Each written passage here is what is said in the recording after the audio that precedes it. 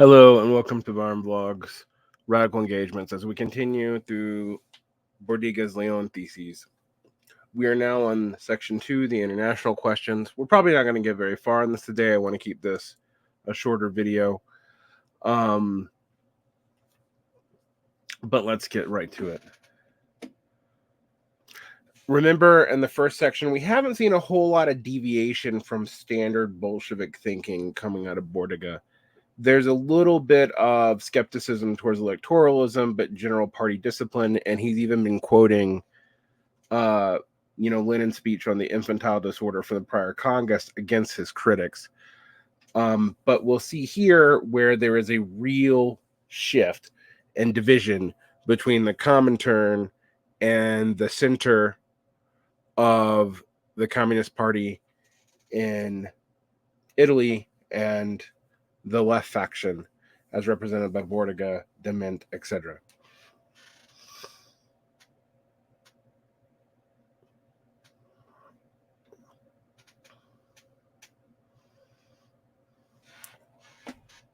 The international questions. 1. The Constitution of the Third International. The crisis in the Second International caused by the war was resolved completely and definitively by the Constitution of the Communist International. But whilst the formation of the Comintern certainly constituted an immense historical conquest from the organizational and tactical point of view, and from the point of view of the restoration of revolutionary doctrine, it did not, however, completely resolve the crisis in the proletarian movement. Now, this is a reference to the second, our Socialist International. The problem here is the resolutions many of the national parties took around World War I. Kautsky, famously sitting on his hands and allowing for the war bonds vote to go through and not splitting the party till later, although he did leave over the war and join the United or Independent Social Democratic Party, the USPD.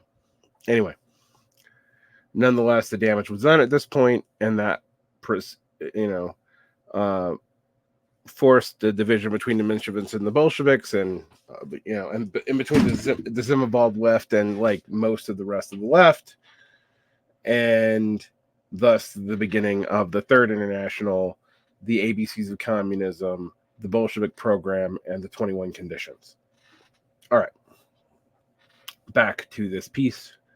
The Russian Revolution, the glorious victory of the world proletariat, was a fundamental factor in the formation of the new international. However, owing to the social conditions in Russia, the Russian Revolution didn't provide the general historical model for revolutions in other countries in the tactical sense.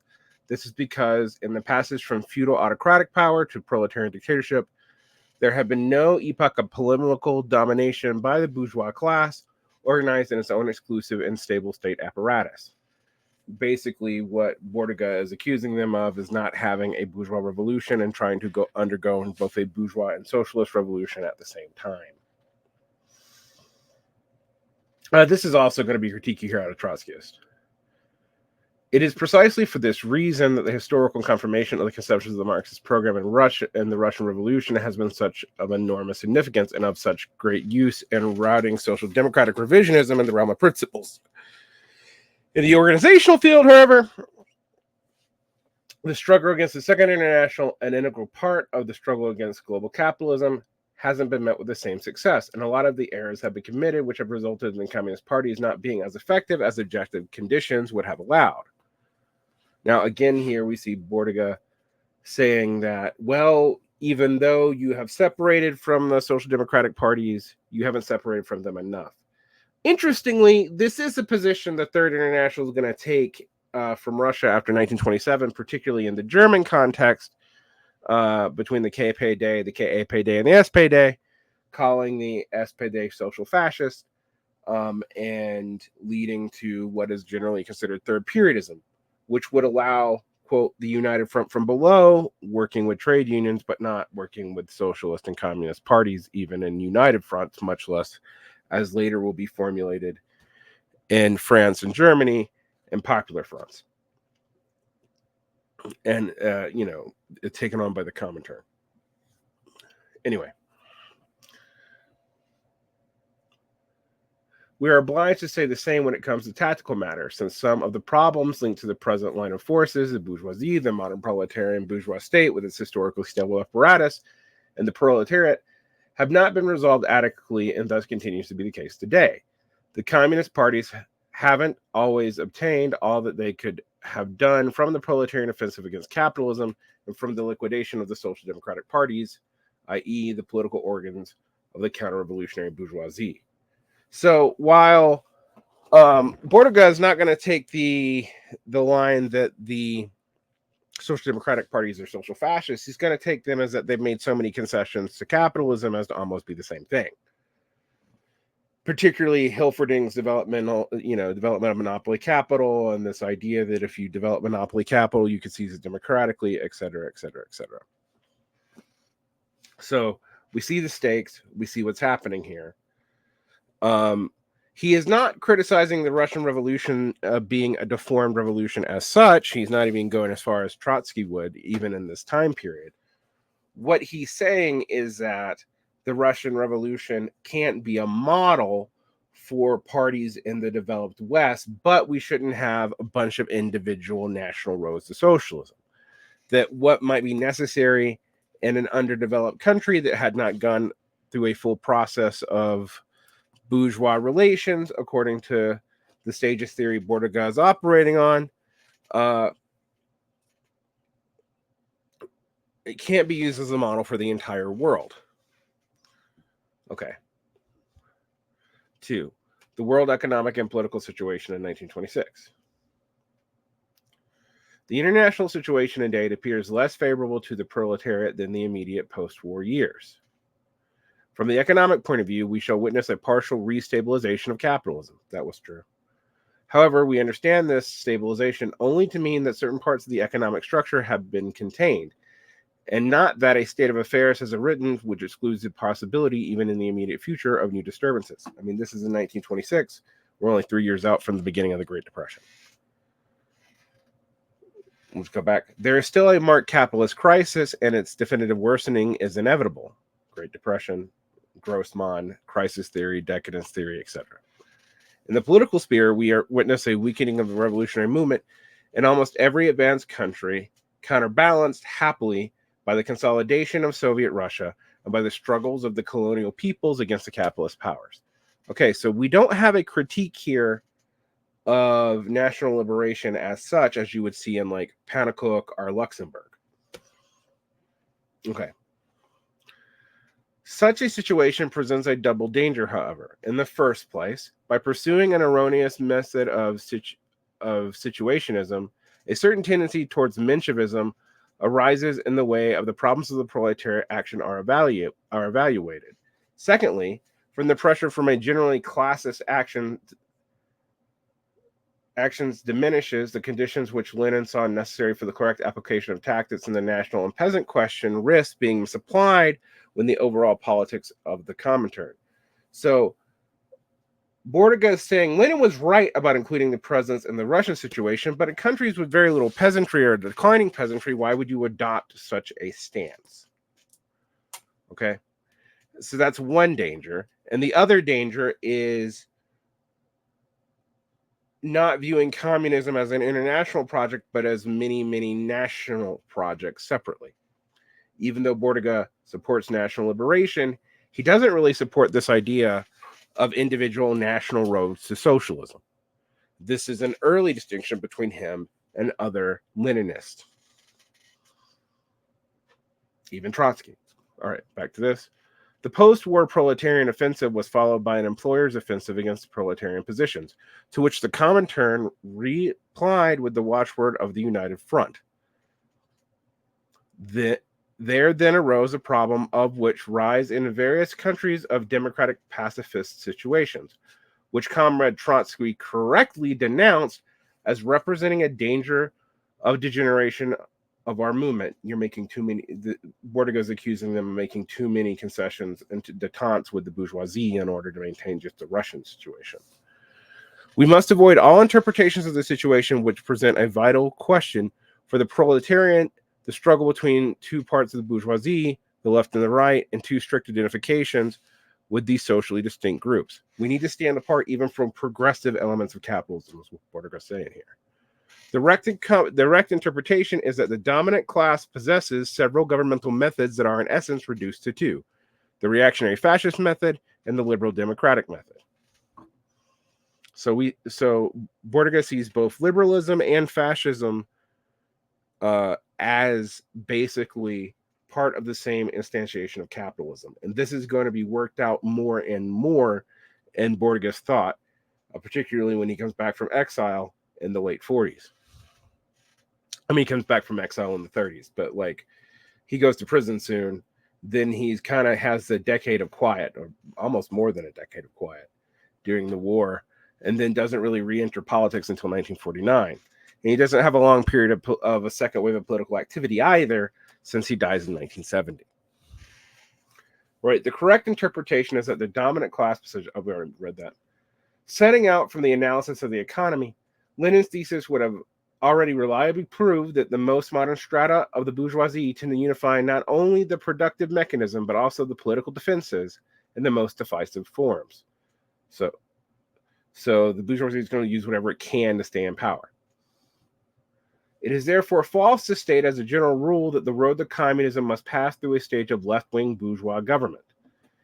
If, nevertheless, such is the case now, the conditions for a proletarian victory will reside in the party tactic of marshalling against the illusions generated by the accession of such a left-wing government and continuous opposition, even during periods of reaction, to the political democratic functions. So this is a critique of both the Popular Front, which doesn't exist yet, and the United Front, as understood by the Second and Third Internationals at this time.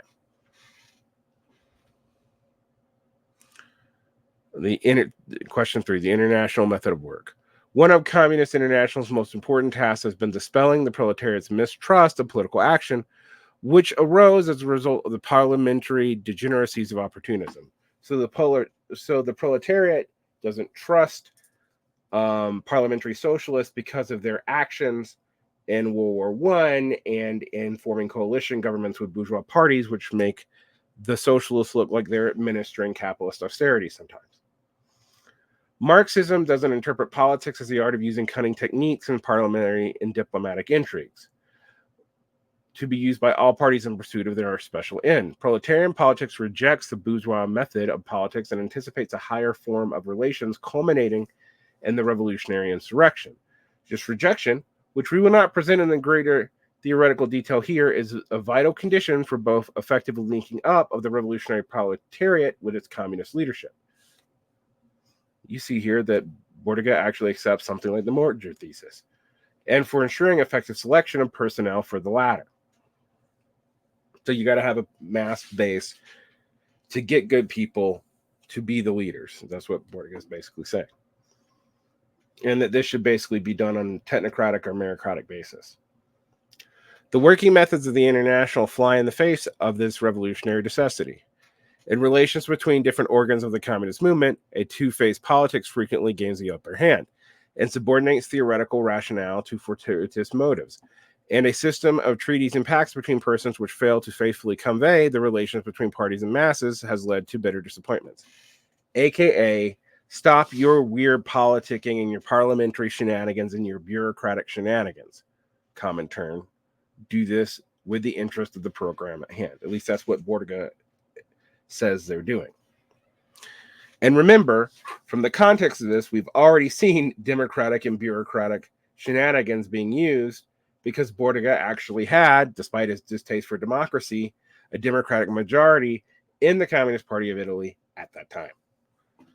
Improvisation, surprises, and theoretical scene changes are factors that are entering all too easily into major and fundamental decisions of the International, disorienting both comrades and the proletariat alike.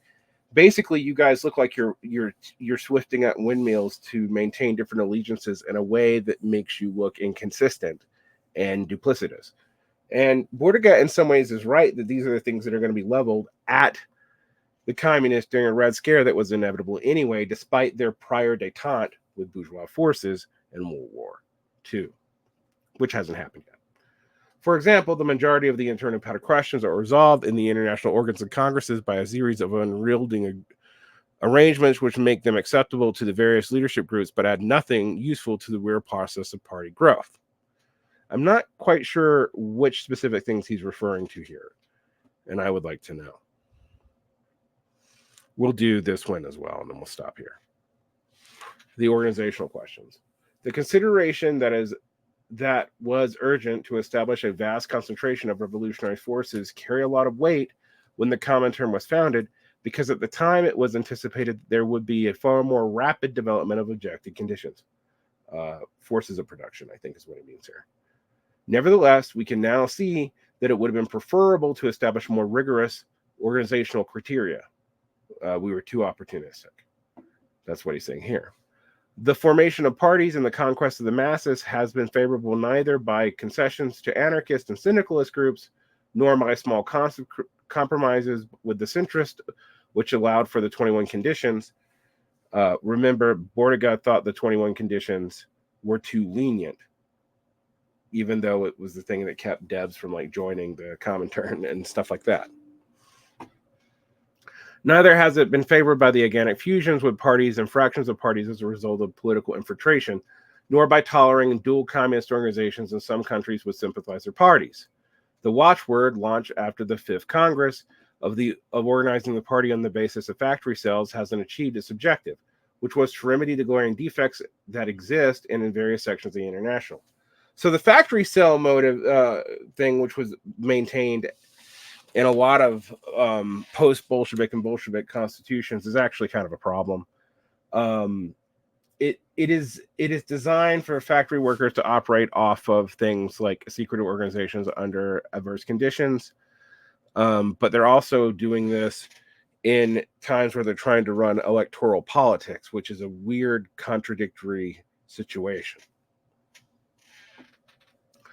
When applied as a general rule, especially in the way the Italian leadership has interpreted it, these watchwords lend themselves to serious errors and to deviations both from the Marxist postulates that revolution is a question of forms of organization, and from the Leninist thesis that an organic solution can never be valid for all times and all places.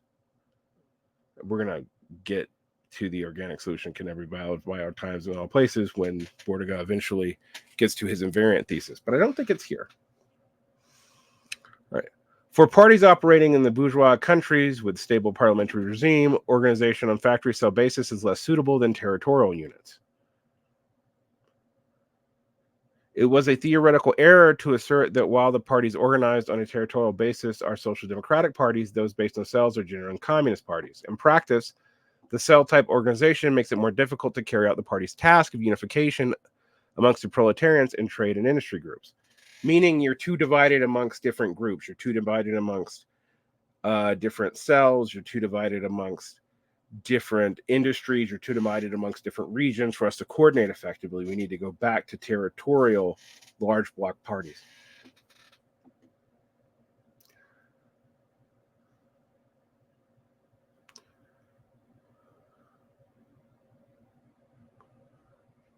In practice, the cell-type organization makes it even more difficult the party's task of unification of proletariat and trade and industry groups, a task that is all the more important the more unfavorable the situation is, and the more the possibilities of proletarian organization are reduced. Various drawbacks of a practical nature are concerned with the proposal to organize the party on an exclusive basis of factory cells. In Tsarist Russia, the issue appeared in a different context. The relations between the owners of industry and the state were different, and the obligation of posing the central question of power rendered corporatist danger less acute. Corporatist here is class collaborationism.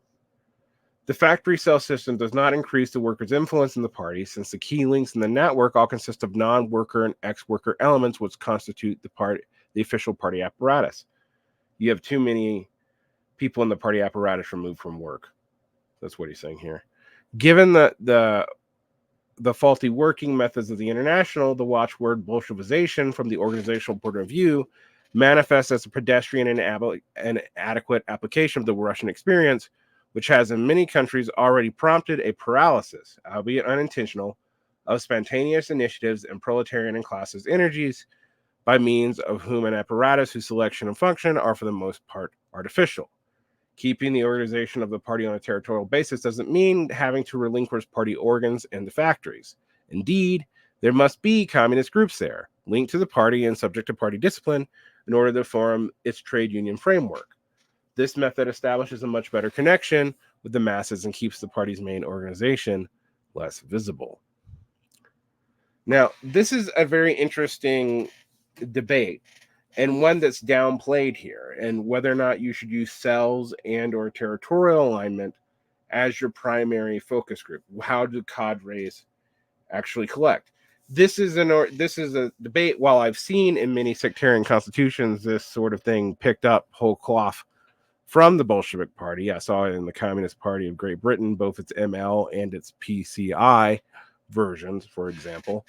But in general, this is more or less ignored today, and people are stuck in national parties. All right, we'll get to the fraction question next time. Again, we are beginning to see some of the focus that makes Bordigism and left and Italian left communists different from standard variety Leninism and Marxist-Leninism, but so far the differences are minor. Mainly an overfocus on universalizing the Russian experience, while also warning against trying to make every national road different, is this initial concern. And we also see here worry about the structure of the party itself leading to problems. And we'll get to the discipline and fractions debate in a minute, or in a few days. Have a great day.